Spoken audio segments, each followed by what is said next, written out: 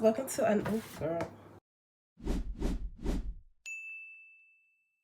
Hey guys, welcome to a new video. Today I've decided to give you guys a little nail supplies haul because I previously made a nail video. It was this set, but I changed it from gold to white because the gold was frustrating me. But anyway, show you guys all the stuff that I bought to be able to do my nails from home. I started doing my nails at the end of 2024, so like the whole of 2025 I done my own nails. So let me show you guys what I bought so that you can do it too. Okay, so firstly, I think deciding what system you want to use. So you can either use acrylic, builder gel, hard gel, poly gel. I personally started with builder gel. No, I started with Gel-X. No, I started with builder gel. It's like I don't even know. I started with builder gel and then I moved on to Gel-X. Now I do hard gel. I feel like learning how to do nails, builder gel is a great option. Now we're going to talk about nail prep.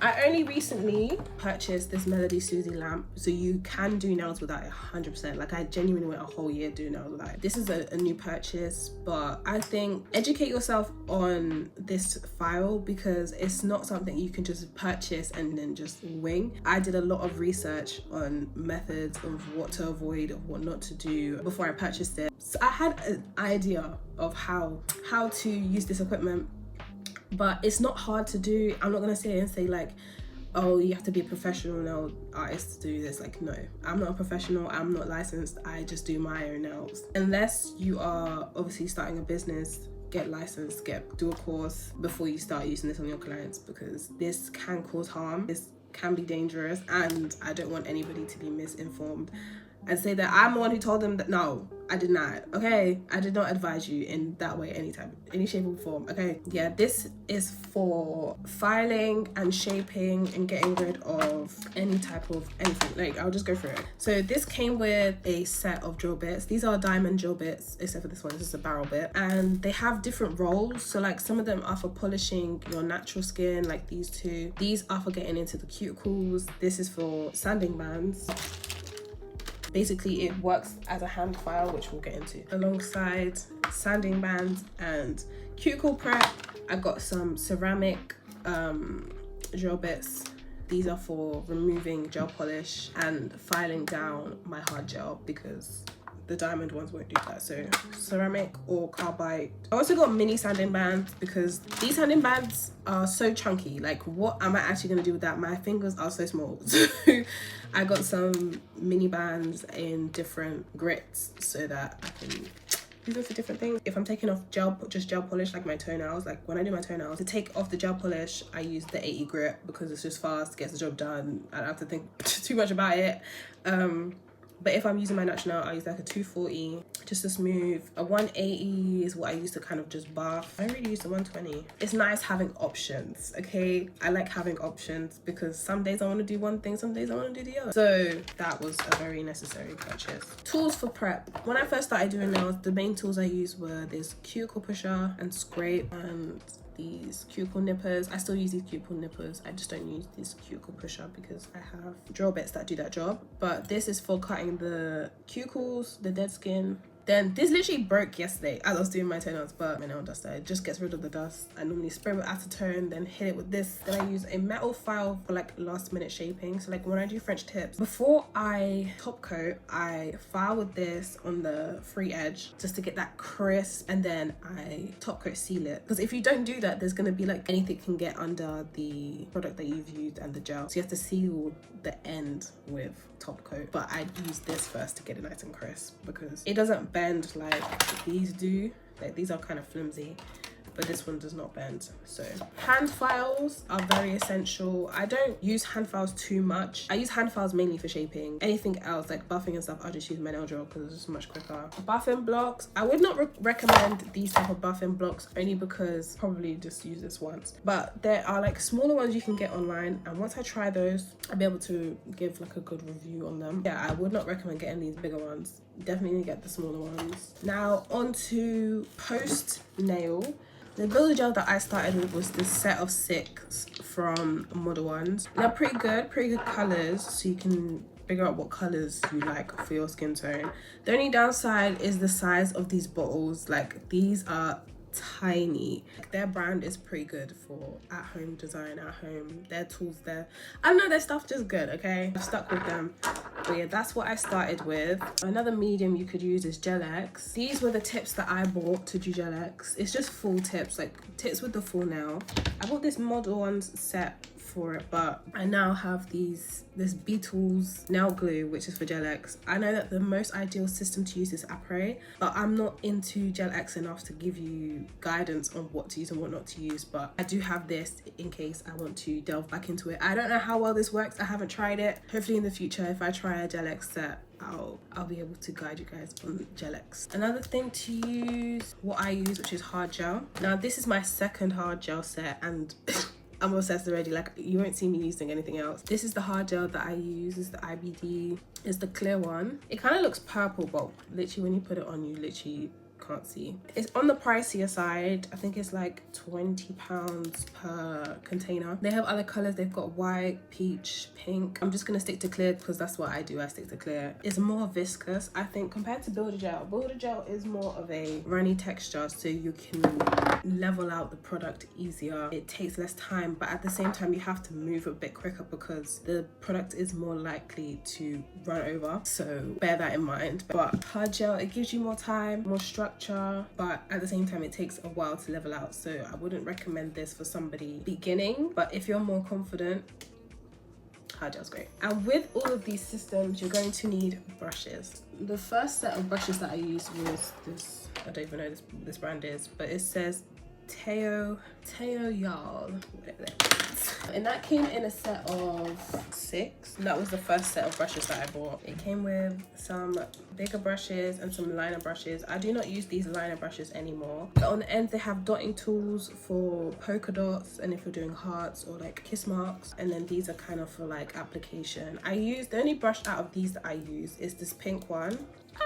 I can't get it open. It's got a rounded tip and that's really good for like cleaning up mistakes and wiping off uncured gel from the sides of my nail or like my skin. What I recommend is literally just getting a set of liner brushes. This is what I use to get into the corners when I'm applying my hard gel, Builder Gel, whatever system you're using, you're going to need liner brushes. Also for doing French tips, like look how skinny that brush is. I do clip the brush hairs because I like my brushes skinny. The tiny brushes I don't really use. It's like, what am I going to use that for? My 12mm, oh my gosh, this is my child. Like that 12mm right there. This one is useful for applying hard gel. Like the longer brushes are applying what I use to apply hard gel because it just evens out the product along the surface area of the nail and just makes the process so much quicker. Liner brushes. For designs, I use my liner brushes for my French tips, especially that 12mm one. Additionally to liner brushes, you're going to need acetone. Acetone is honestly probably the most important step when it comes to doing your own nails. 100% pure acetone. I think some people use isopropyl alcohol, but I just use acetone because it's cheap. It's easy accessible. Like you can literally get this in beauty supplies. I literally get this from the hair shop. That's for cleaning up mistakes, soaking off soft gel nails. You can't soak off hard gel nails with acetone, you have to file them down. But with Builder Gel and simple gel polish, yeah, I think that's the only ones that you can soak off with acetone. Along with the acetone, I put acetone in a spray pump because it's just easier and I just like the way it looks. It's really clean and aesthetic when I do it and it just feels great.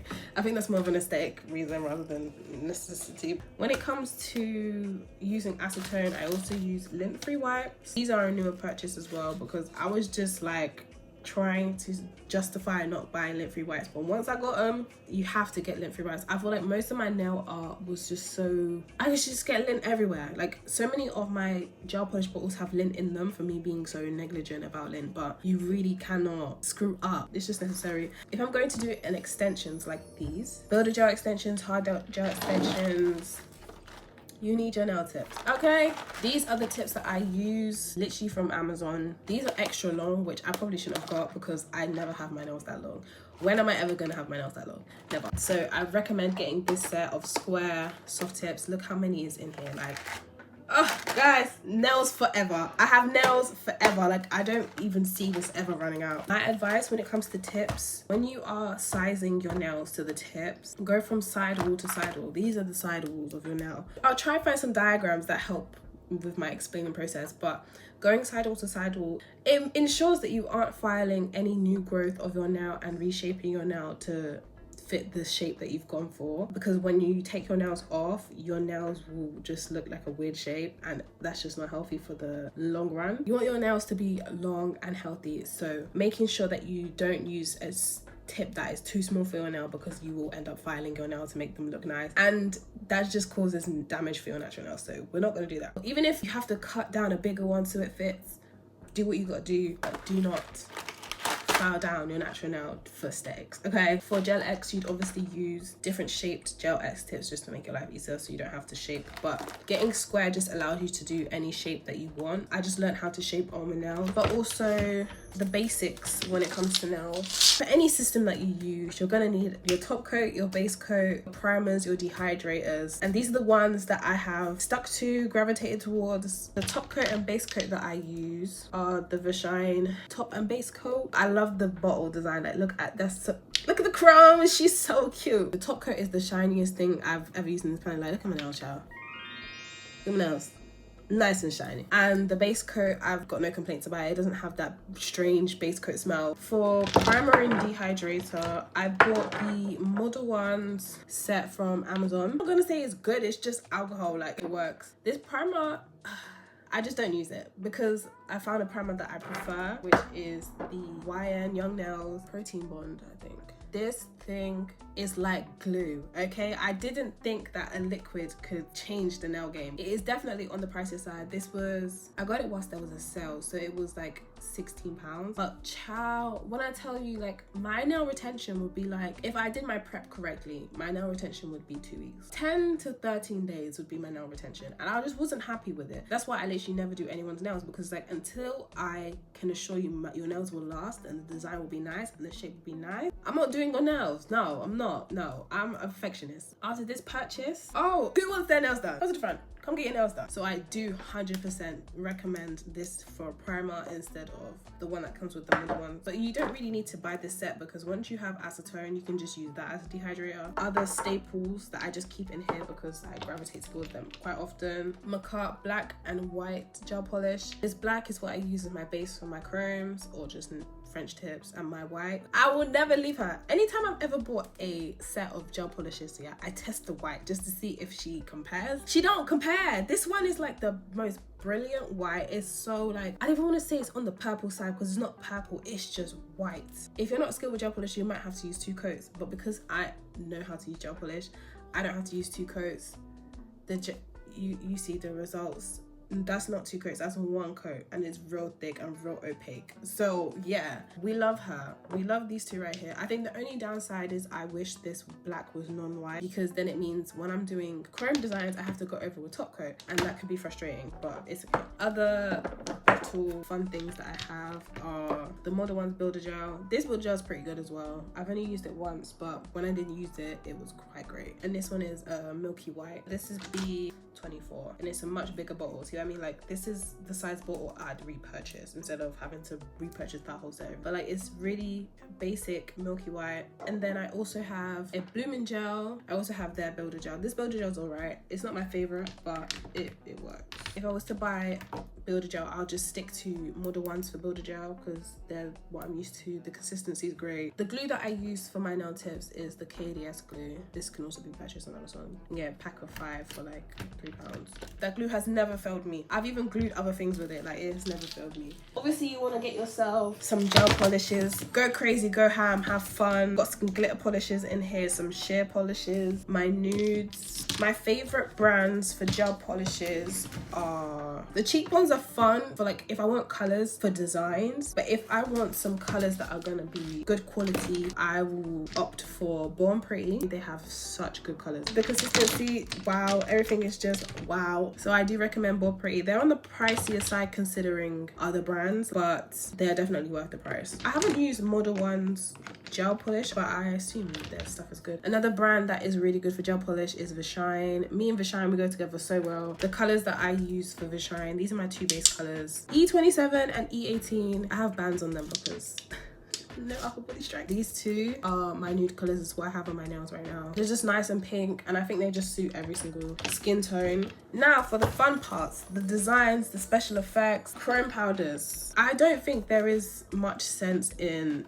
investing in chrome powders, because how often do people do chrome nails? Not often. I think just find a set with all the colors that you would use, and I think that will be okay. I only use gold, the pearlescent or iridescent. When it comes to 3D gels, the first 3D gel I bought was this 3D one from Macar. This was really hard to mold with, so I do not recommend this one in particular. However, this version, it came in a set of 2. It's the rhinestone glue. It's upside down because the lid is broken, but it came in a set of 2. This works. This one right here, just because it's more viscous, it's easier to mold with, to create the shapes. The pot is probably what I'd gravitate towards more, so if I was to repurchase, I'd probably repurchase from the pot. But the tube is also useful if you don't have a steady hand. It's just like using a pen. However, mine has burst. Another gel that I bought this solid gel, this random brand. I bought this for 3D flowers. This is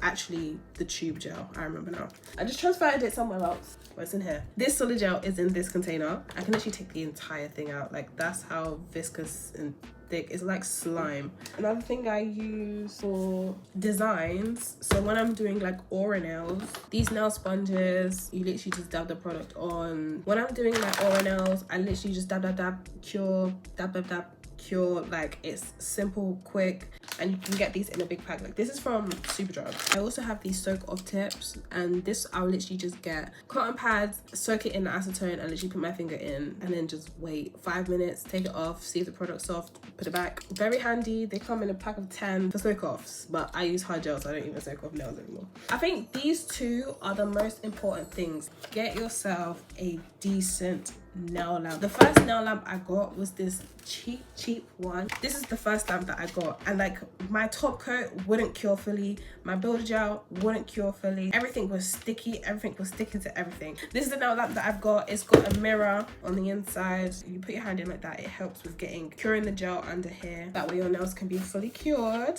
This one has a USB port. How much power is it gonna power through here?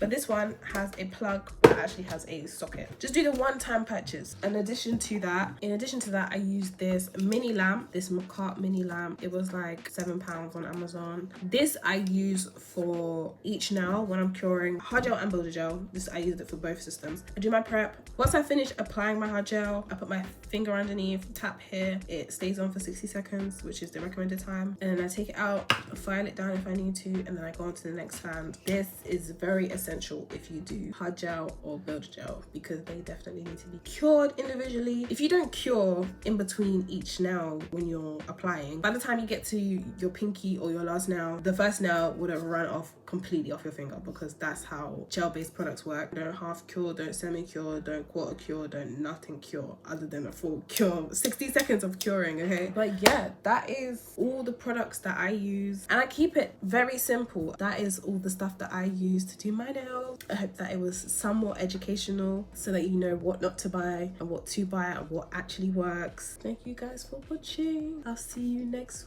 week at the same time. To growth and to love. Peace out.